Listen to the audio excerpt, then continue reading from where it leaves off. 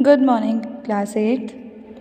This is the next video of chapter number 9th of history, that is women, caste and reform, and the topic is law against child marriage. तो देखिए बहुत सारे यहाँ पर आप figure में देख ही रहे हैं कि एक ये जो बॉय है बहुत ही बड़ा लग रहा है और ये गर्ल छोटी सी लग रही है।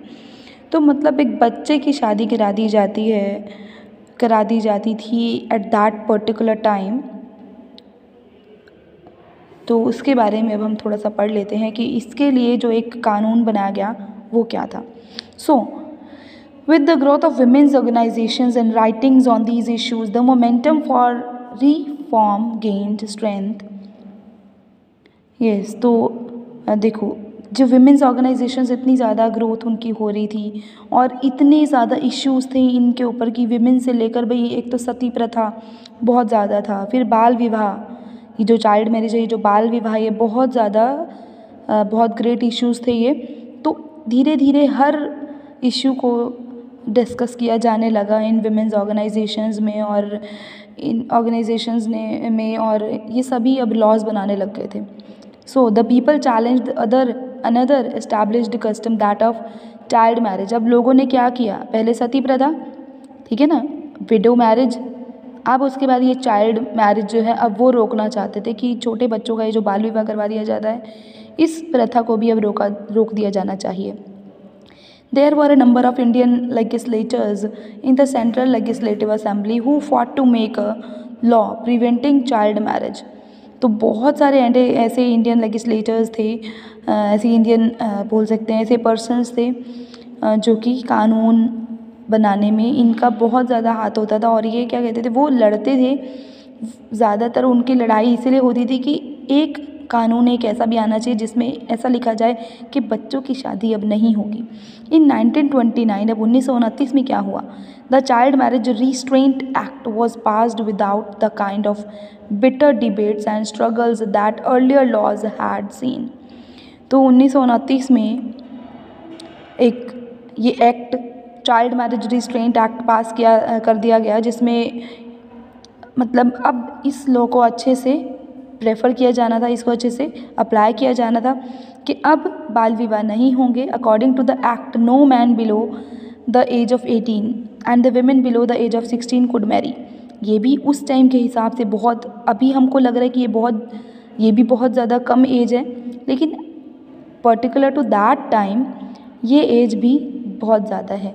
क्योंकि तब पहले क्या होता था भाई, 5-5, 6-6, 7-7 साल के बच्चे हैं, लड़कियां, उनकी शादी करवा दी है, 10 साल की लड़की है शादी करवा दी है उसकी। तो अब इस एक्ट में क्या था कि कोई भी लड़का जो है ना, कोई भी आदमी जो 18 साल से नीचे का है उसकी शादी नहीं होगी, और जो विमेंस 16 साल से नीचे की हैं वो उनकी शादी नहीं होगी, ठीक है। मतलब and subsequently these limits were raised to 21 for men and 18 for women। तो फिर धीरे धीरे इन लिमिट्स को बढ़ा दिया गया कि आदमियों के लिए ये एज जो है 21 कर दी गई और लड़कियों के लिए, औरतों के लिए ये एज 18 कर दी गई। Bride at the age of 8। आप ये देखो फिगर में कि ये लड़की 8 साल की है। माय गॉड, आप देख ही सकते हैं कि कितना प्रेशर है उस लड़की पर। सो ये पिक्चर है आपकी कि बाल छोटी सी दुल्हन है ये, ठीक है। And at the beginning of the 20th century की 20th सेंचुरी की स्टार्टिंग की ये है पिक्चर। तो आज भी मतलब 20% गर्ल्स की अभी भी शादी इंडिया में 18 साल से नीचे की एज में हो जाती है। सो कहाँ है ये कानून? Okay, caste and social reform. तो some of the social reformers we have been discussed also criticized caste inequalities. तो हमारे कुछ सोशल रिफॉर्मर्स जो थे उन्होंने जो कास्ट को लेकर जो इतनी ज़्यादा इनइक्वालिटीज़ होती है, भाई जो हरिजन है उन्हें बहुत ज़्यादा नीचा माना जाता है, जो SC STs हैं उनके साथ बहुत इनइक्वालिटीज़ होती हैं, मंदिर में नहीं जाने दिया जाता है एंड ऑल दैट, बहुत सारे उस टाइम को लेकर भी ये सब बहुत ज़्यादा हो गया था। सो कई हमारे सोशल रिफॉर्मर्स इन सब चीज़ों को क्रिटिसाइज़ करते थे। राम मोहन राय जो थे वो इनमें से ही एक थे। Translated an old Buddhist text that was critical of the cast.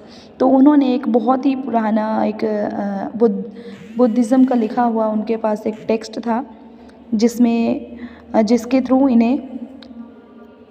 इन्होंने सभी को बताया कि कास्ट को लेकर इतनी ज़्यादा क्रिटिसिज्म होनी चाहिए, मतलब कास्ट सिस्टम को इतना ज़्यादा फेवर नहीं लेनी चाहिए भाई, कास्ट को इतनी ज़्यादा इंपॉर्टेंस नहीं देनी चाहिए। द प्रार्थना समाज adhered to the tradition of bhakti that believed in spiritual equality of all caste. In Bombay, Paramhans Mandali was founded in 1840 to work for the abolition of caste.